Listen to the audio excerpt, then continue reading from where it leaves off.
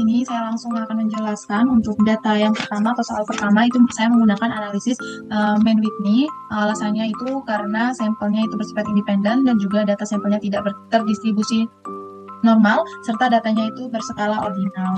Nah, kita langsung aja masuk ke analisis datanya, teman-teman.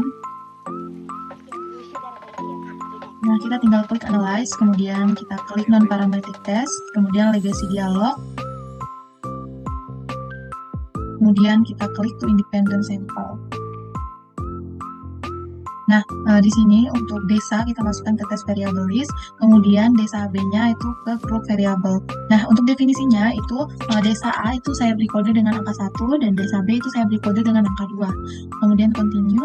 Nah, di sini sudah terchecklist Mann-Whitney-nya, kita tinggal klik oke untuk melihat hasilnya. Nah, di sini kita sudah bisa melihat hasilnya.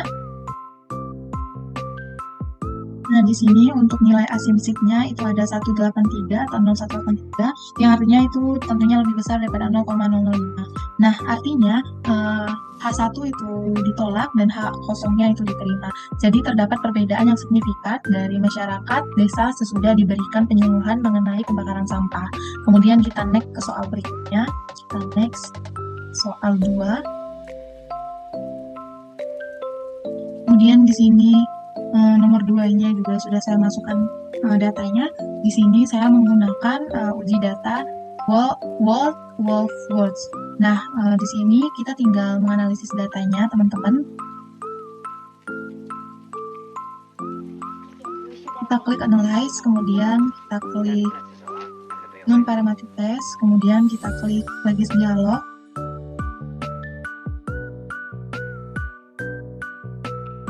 Teman-teman, kemudian non-parametric test, kemudian legacy dialog, kemudian kita pilih untuk to independent sample kembali.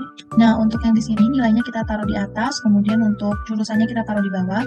Definisi grup sama, sosiologi itu kodenya 1, tadi saya buat, dan untuk ilmu politik itu kodenya 2. Nah, kemudian kita klik untuk wall width. Nah, untuk main-nya itu kita hapus. Nah, untuk hasilnya sudah bisa kita lihat, teman-teman. Nah, di sini hasilnya untuk nilai asymmetric-nya itu 0,000, yang artinya itu lebih kecil daripada 0,05. Nah, artinya H1 itu diterima dan H0 itu ditolak. Jadi, terdapat perbedaan kemampuan dalam mengerjakan ujian mata kuliah bahasa Inggris antara jurusan sosiologi dan jurusan ilmu politik tadi. Kemudian kita next ke soal nomor 3. Nah, untuk nomor 3, ini kita menggunakan analisis Wilcoxon, di mana kita tinggal menganalisis saja karena datanya sudah saya pindahkan. Kita klik analyze, kemudian kita klik non-parametric test, kemudian legacy dialog, kemudian kita klik to related sample.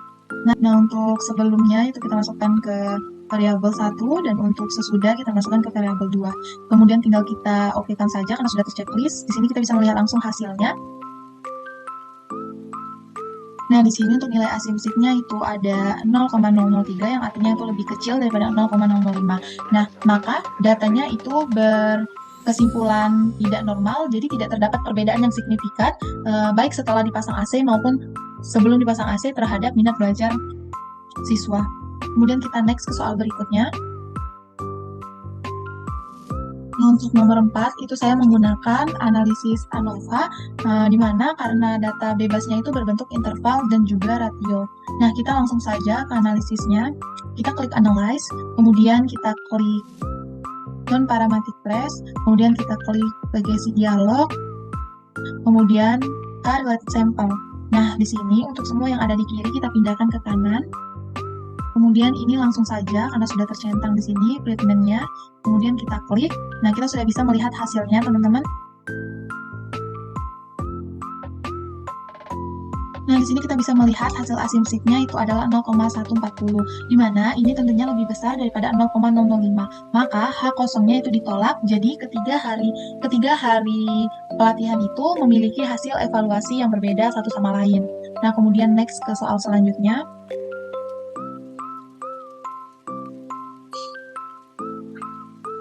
Untuk soal selanjutnya itu saya menggunakan McNemar, di mana sini datanya sudah saya masukkan. Kita jadi tinggal menganalisis datanya. Kita klik analyze, kemudian kita klik non-parametric test, kemudian kita ke legacy dialog, kemudian kita klik to related sample, teman-teman. Nah, di sini kita tinggal memindahkan yang sebelumnya ke variabel 1 dan yang sesudahnya itu ke variabel 2. Nah, kemudian kita tinggal klik yang nicknamer, yang Wilcoxon-nya ini kita hapuskan dulu. Kemudian di sini kita sudah bisa melihat hasilnya. Nah, di sini hasilnya untuk nilai S-nya itu ada 0,004 yang artinya itu lebih kecil daripada 0,05.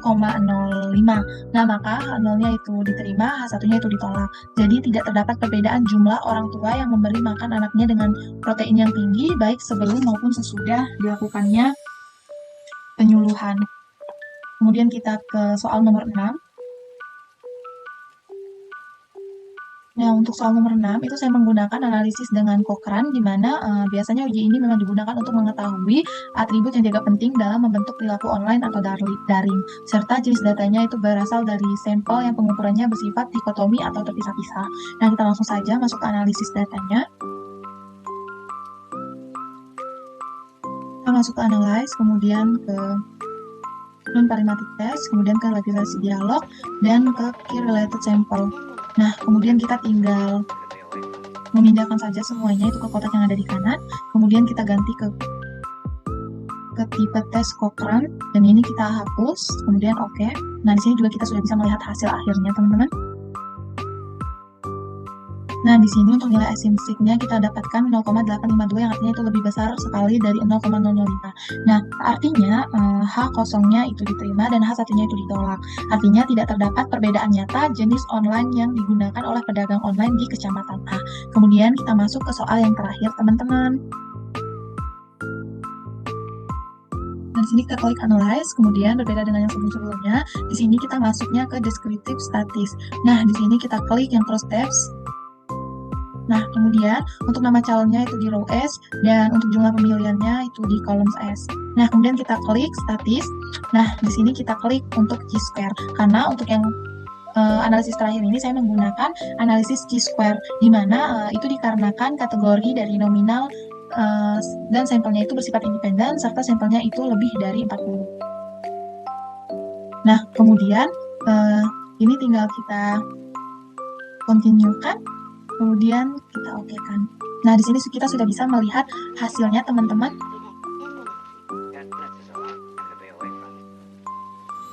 Nah, untuk di uji terakhir ini yang kita lihat adalah persen chi-square-nya, di mana itu ada 0,220, yang artinya itu lebih besar daripada 0,05.